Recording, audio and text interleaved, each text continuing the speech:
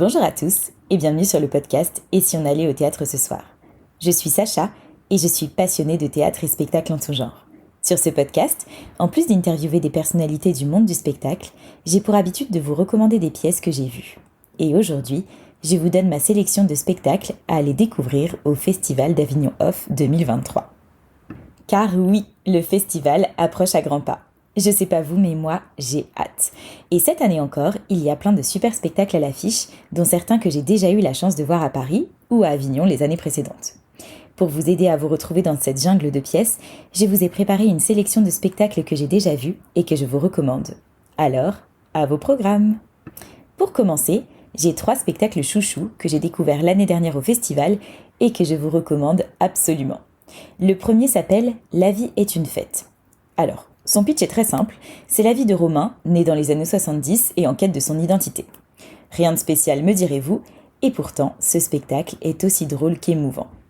La mise en scène signée Virginie Lemoine y est géniale, hyper rythmée et inventive, les comédiens sont excellents et on est complètement happé par les péripéties du héros. Tellement qu'on a fini le spectacle en larmes. Franchement, ne manquez pas cette pièce qui a d'ailleurs cartonné au festival l'année dernière, et cette année, elle se joue au Théâtre du Roi René à 10h.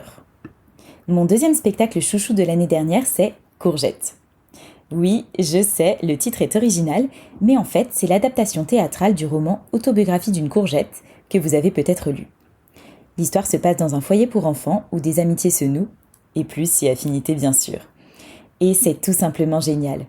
Ce spectacle est d'une tendresse infinie, c'est drôle, c'est poétique et surtout c'est ultra émouvant. En plus, la musique est très présente dans ce spectacle, car quasiment tous les comédiens sont aussi musiciens.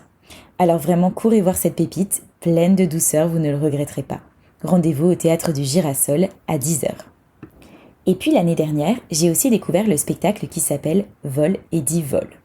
Pour être honnête, je ne m'attendais à rien en allant voir cette pièce, et j'ai été ultra conquise. C'est l'histoire vraie de Michael Edwards, un Anglais qui s'est donné pour objectif de participer aux Jeux Olympiques d'hiver, alors même qu'il n'est jamais monté sur des skis. Vous le connaissez peut-être, mais moi, je n'avais jamais entendu parler de lui, et j'ai découvert son histoire à travers ce spectacle. Et c'était génial. La mise en scène y est vraiment surprenante, bourrée de bonnes idées, et nous emmène dans des ambiances différentes en moins de 2. Les comédiens se donnent à fond et incarnent des dizaines de rôles. Bref, j'ai été complètement embarquée par cette histoire qui m'a fait rire, et qui m'a aussi beaucoup émue parce qu'elle donne envie d'aller au bout de ses rêves, même les plus fous. Je vous conseille vivement d'aller découvrir ce spectacle, et cette année, il sera au Théâtre des Gémeaux à 13h35. Ensuite, il y a plusieurs spectacles que j'ai découverts à Paris et qui se joueront cet été à Avignon et que je vous conseille d'aller découvrir. Le premier, c'est La Ligne Rose, qui a été un de mes coups de cœur d'il y a 2 ans. Dans cette pièce, on nous raconte la naissance du téléphone rose. On suit donc le quotidien de 3 opératrices téléphoniques qui ont créé, par un concours de circonstances, la première ligne de téléphone faite pour donner du plaisir aux hommes. Et c'est hyper drôle. On est complètement embarqué dans les années folles via le décor, le jargon et le style des filles, et c'est super rythmé. Impossible de s'ennuyer devant ce spectacle bourré d'énergie, d'idées et en prime avec un décor très réussi.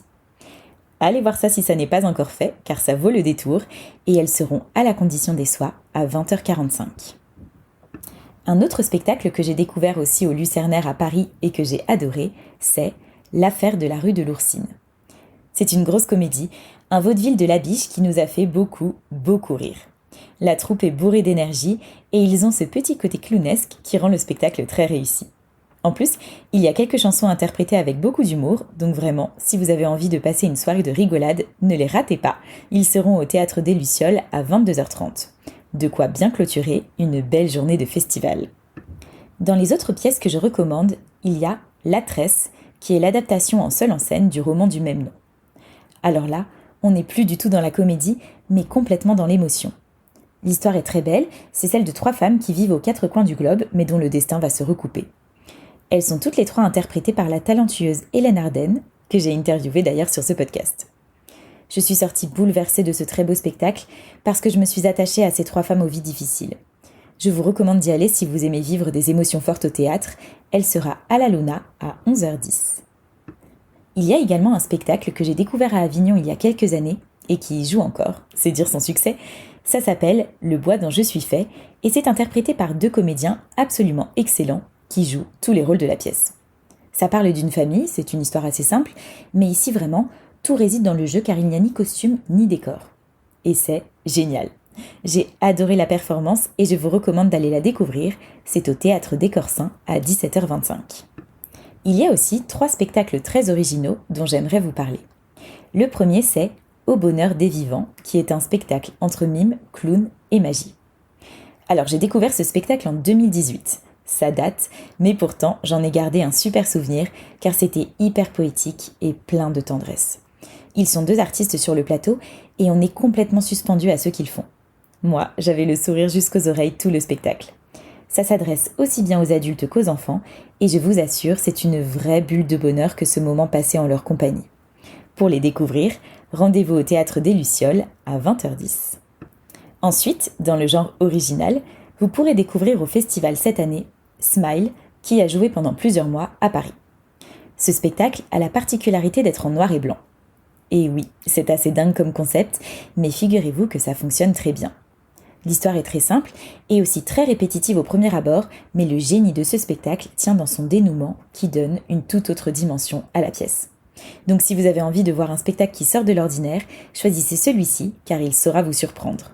Il sera au Théâtre des Béliers à 20h50. Ensuite, une autre pièce au concept original. C'est Roméo et Juliette.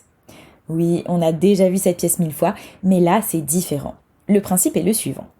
Tous les comédiens sur scène savent jouer tous les rôles et c'est vous, public, qui décidez de qui interprétera quel rôle pour cette représentation. Roméo peut donc être joué par une femme et vice-versa. Et c'est le cas pour l'intégralité des rôles pourtant cultes de cette pièce. Moi, j'ai beaucoup aimé ce concept qui apporte une autre saveur à ce grand classique de Shakespeare. En plus, les comédiens sont très péchus, il y a de jolies scènes de groupe, donc si vous avez envie de redécouvrir ce grand texte, rendez-vous à l'espace Roseau Teinturier à 14h45. Et évidemment, à Avignon, il y a aussi les incontournables que je ne vous présente plus parce que je vous en ai déjà parlé plein de fois. Mais si vous ne les avez pas encore vus, c'est le moment d'aller les découvrir. Je parle bien sûr du spectacle Le Montespan, qui nous raconte l'histoire du marquis de Montespan, dont la femme est devenue la favorite de Louis XIV. Il y a également la super pièce Le Petit Coiffeur de Jean-Philippe Daguerre, une pièce pleine d'émotions qui vous propulsera en 1944, juste après la Libération.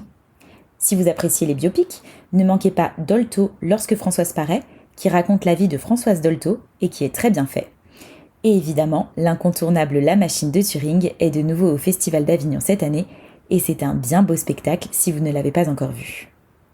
Voilà, j'espère que ces quelques recommandations vous aideront à faire votre sélection de spectacles pour cet Avignon 2023. En tout cas, moi j'ai vraiment hâte d'y être et j'ai un programme très chargé, donc surtout restez connectés car je posterai sur les pages Instagram et Facebook de Et si on allait au théâtre ce soir mes recommandations au jour le jour. Ça vous donnera encore plein d'idées de spectacles à aller découvrir sous le soleil avignonnais. Je vous parle aussi de plein d'autres spectacles qui seront à Avignon cet été dans la rubrique Avignon 2023 du site www.etsionallaitthéâtrecesoir.com. Si cet épisode vous a plu, n'hésitez pas à mettre une note ou un commentaire sur ce podcast et à le partager autour de vous. N'hésitez pas non plus à suivre Et si on allait au théâtre ce soir sur Instagram et Facebook et à vous inscrire à la newsletter sur le site. Un grand merci pour votre écoute. Je vous dis à très très vite pour un prochain épisode du podcast Et si on allait au théâtre ce soir. Et n'oubliez pas de mettre du théâtre dans votre vie parce que ça la rend plus jolie. Bye bye!